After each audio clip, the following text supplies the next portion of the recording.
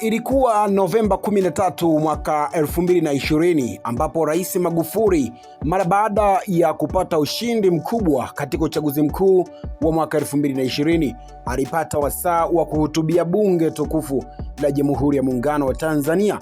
Baada ya kuahirisha kikao hicho, Mheshimiwa Spika Job Ndugai alimpa nafasi Mheshimiwa Josephat Gwajima kutoa neno la shukrani kwa niaba ya wabunge wote, ambapo mbunge Gwajima alisimama na kuzingatia itifaki na kuanza kuzungumza.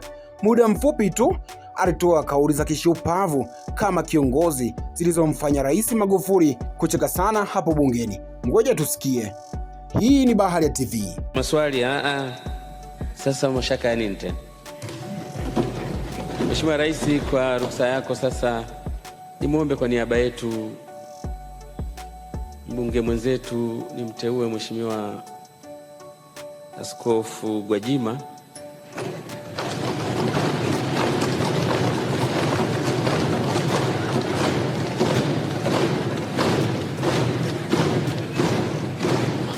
kwa kifupi sana atoe shukrani kwa niaba yetu sote. Sijajua vizuri tunavyokaa. Yuko hapa mbele kabisa. Asante. Endelea tu. Mheshimiwa Spika,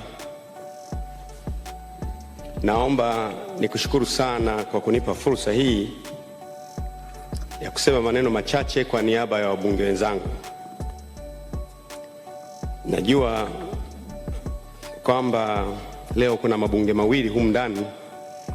Uko wewe Mheshimiwa Spika, lakini pia yuko Mheshimiwa Rais wa Jamhuri ya Muungano wa Tanzania.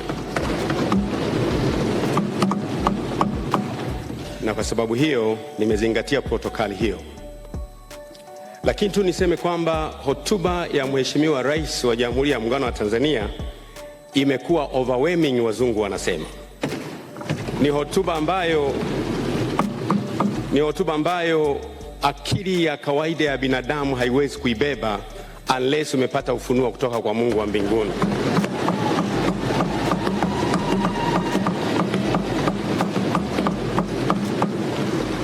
Na kwa sababu hiyo inanipelekea kusema tu shukrani kwako wewe Mheshimiwa Spika.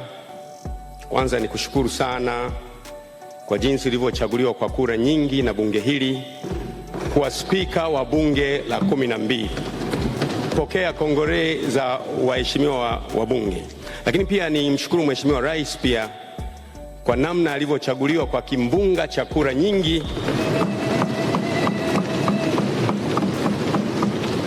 na akaidhihirishia Tanzania na dunia kwamba mwelekeo wake ni mwelekeo salama. Pia nimpongeze sana kakangu, ndugu yangu, Mheshimiwa Rais wa Zanzibar Dr. Hussein Mwinyi kwa jinsi alivyowageuza kichwa chini miguu wapinzani wake kule Zanzibar, na akatudhihirishia kwamba yeye ni nguli na ni jabali na hakika ni daktari si tu wa watu lakini daktari wa siasa pia. Asante sana Mheshimiwa Mwinyi.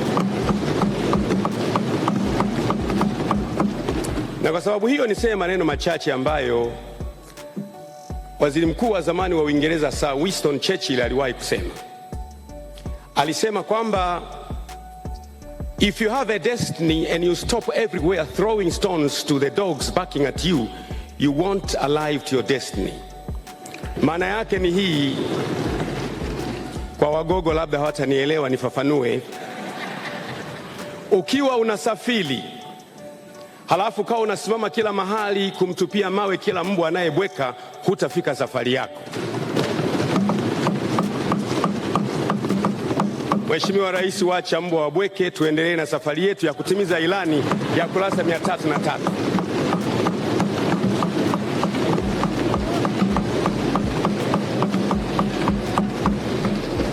Waziri Mkuu Winston Churchill alisema, let them bark for their enjoyment but keep your course. Maana yake kwamba waache wabweke kwa raha zao, lakini wewe kaza mwendo.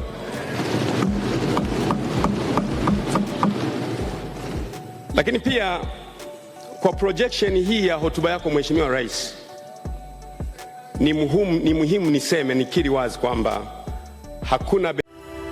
Asante kwa kuifuatilia Baharia TV. Usisahau kulike, kusubscribe, kucomment na kushare.